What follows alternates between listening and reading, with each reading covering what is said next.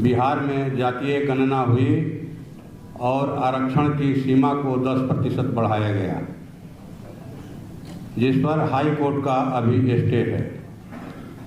और इस सवाल को हम लोगों ने लोकसभा के अंदर भी उठाया, लोकसभा के अंदर भी और लोकसभा के बाहर मकर द्वार पर हम लोगों ने एक दिन प्रदर्शन किया, जिसमें CPI-ML, राष्ट्रीय जनता दल, कांग्रेस, इंडिया गठबंधन के थे वहाँ उस दिन।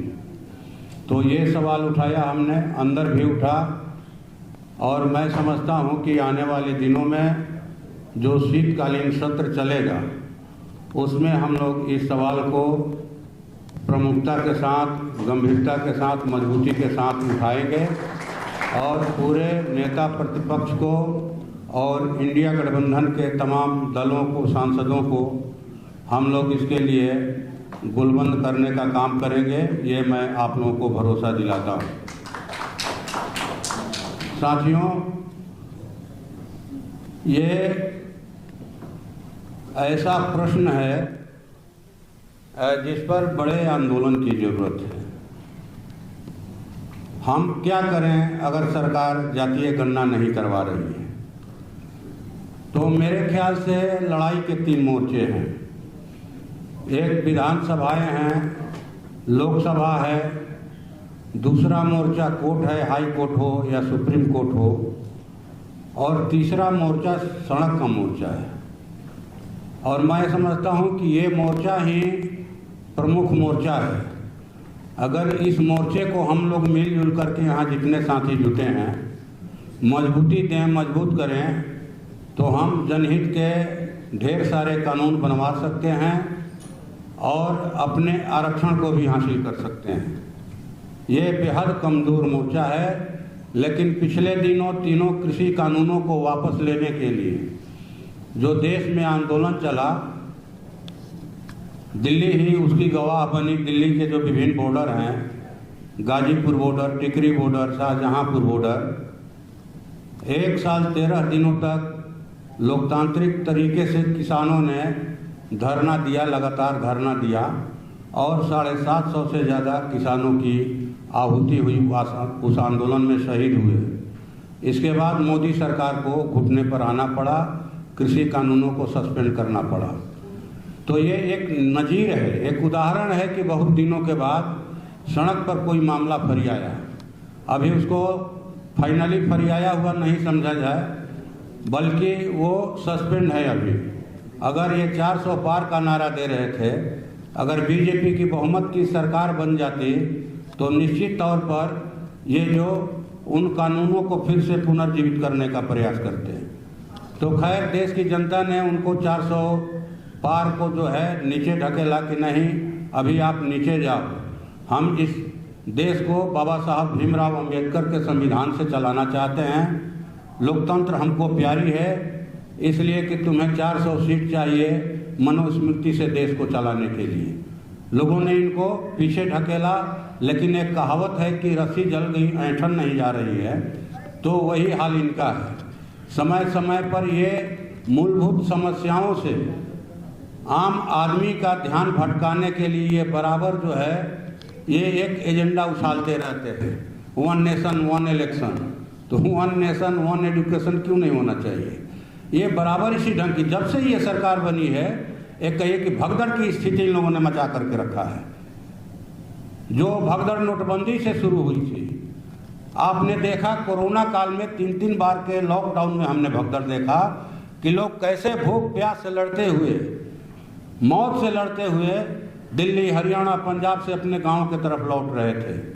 और ये सरकार सोई हुई थी। 20 लाख करोड़ खर्चा हो गया लॉकडाउन पैकेज, लेकिन ये पैकेज आम लोगों को नहीं मिला। सबकी पूंजी घट गई लॉकडाउन में, कोरोना काल में। क्या किसान, क्या मजदूर, क्या माने कर्मचारी, लेकिन इसी कोरोना काल में गौतम अडानी की पूंजी जो है 4,62,00,000 करोड़ की बढ़ गई। ये लोगों को घरों में बंद करके सबके खिलाफ में कानून बना रहे थे, चाहे वो कृषि कानून हो या श्रम जो माने कानून थे देश में मजदूरों के हितों की रक्षा के लिए, उसको खत्म करके 4 कृषि लेबर कोड हो। तो ये भगदड़ की स्थिति हमने देखा एनआरसी के टाइम में, सीएए के टाइम में। अभी बिहार में भी एक भगदड़ चल रही है सर्वे के नाम पर। तो आदमी इस देश का काम धाम छोड़ करके रोज कागज जुटावे, ये साबित करने के लिए कि हम इस देश के नागरिक हैं, हम ये जिस घर में रहते हैं वो घर हमारा है। ये इस ढंग की स्थिति इसलिए चाहते हैं कि लोग संगठित नहीं हो, लोग जो है अपने रोजगार की बात नहीं करें, खेती की बात नहीं करें, आरक्षण की बात नहीं करें। इसीलिए ये भगदड़ की स्थिति बना करके रखना चाहते हैं। भगदड़ में ही देखिएगा कि जेब कतरे जो हैं ज़्यादा लोगों की जेब काट लेते हैं। भगदड़ की स्थिति में ये भगदड़ की स्थिति बना करके रखना चाहते हैं। एक तरफ तो इनका ये प्रयास, दूसरा तरफ हमेशा गाय गेरू, हिंदू मुस्लिम, हिंदुस्तान पाकिस्तान, मंदिर मस्जिद में देश उलझा रहे और ये सब कुछ देश का उठा करके अडानी अंबानी को देते रहे। ये पॉलिसी है सरकार की। तो मैं समझता हूँ कि जो एजेंडे पर हम लोग यहाँ सेमिनार कर रहे हैं, ये बहुत ही कारगर और मजबूत एजेंडा है कि भाई जिसकी जो संख्या है, जिस जाति की संख्या हो, वो संख्या माने के आधार पर आरक्षण की सीमा तय हो और उस आरक्षण के आधार पर माने इस देश में जीवन का जो भी क्षेत्र है, हर क्षेत्र में आरक्षण मिले, लोगों को आरक्षण मिले।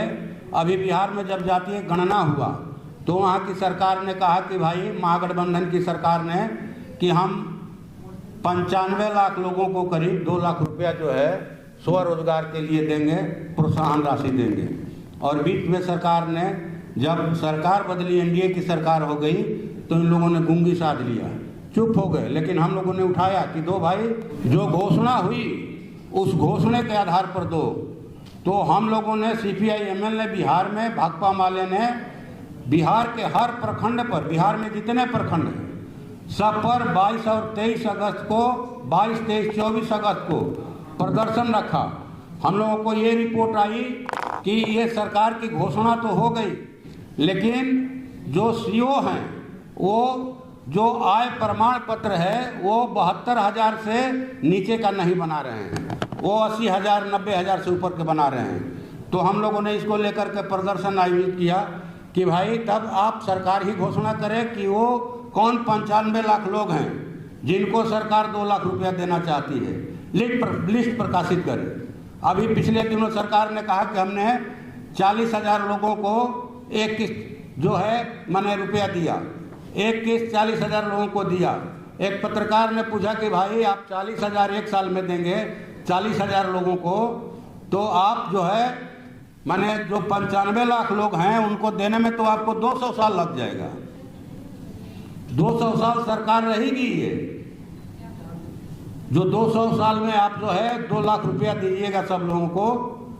तो हम लोगों ने इसको इशू बनाया जमीन पर।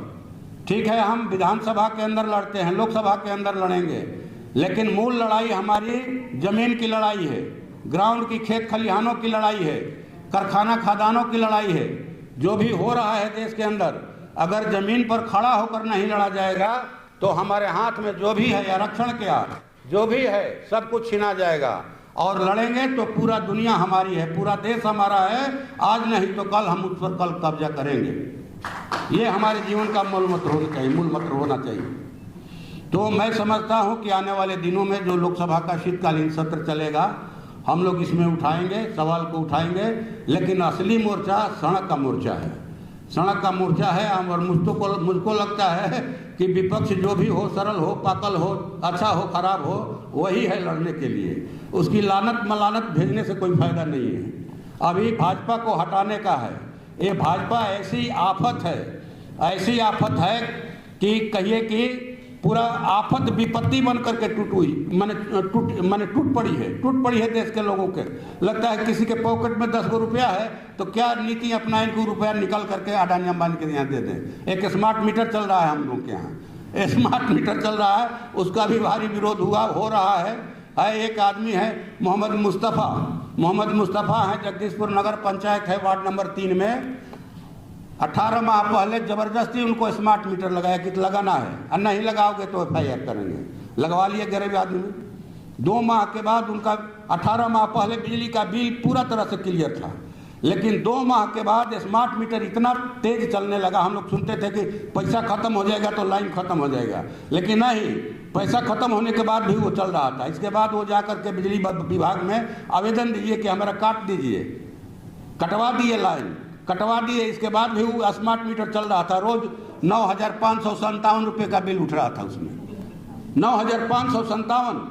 हम लोग 15 दिन पर वहाँ जन संवाद लगाते हैं। वो आए मोहम्मद मुस्तफ़ा, 2 बार आए, तो तीसरी बार जब आए, दूसरा बार जब आए, पहला बार आए तो उनका बिल था 33 लाख, दूसरा बार आए 15 दिन के बाद तो उनका बिल 35 लाख 5,114 रुपया ये बिल था उनका। ये 26 सितंबर की बात है। हमने डीएम से बात किया, एसी से बात किया बिजली विभाग का। इसके बाद अभी 9 सितंबर को, 9 नहीं, ये 3 सितंबर को उनका बिल जो है 1718 रुपया हुआ।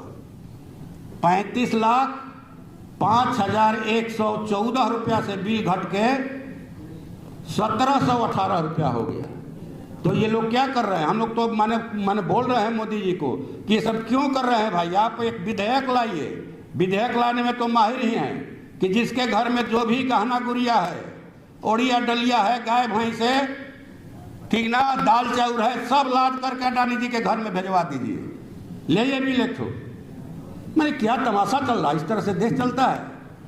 तो खैर हम लोग लड़ रहे हैं नीचे में, और हताश निराश होने की भी जरूरत नहीं है। लड़ाई चल रही है, जिंदा है हम लोग, और जिंदा लोग जो हैं भले अभी कम दिखाई पड़ रहे हो, लेकिन आने वाले दिनों में इनकी तादाद बढ़ेगी। इतने ही लोग थोड़े हैं इस चीज़ को मानने वाले। यहाँ जितने साथी जुटे हैं, माने इनकी संख्या इतनी ही है, इतनी नहीं है, लेकिन अभी यही स्थिति है कि इतने ही लोगों को हम जुटा सकते हैं।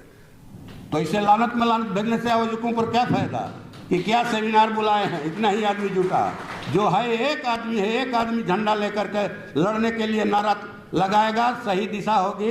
आने वाले दिनों में करोड़ों लोग आपके साथ जुड़ेंगे। इसी आशा भरोसा के साथ मैं अपनी बात समाप्त करता हूँ। धन्यवाद।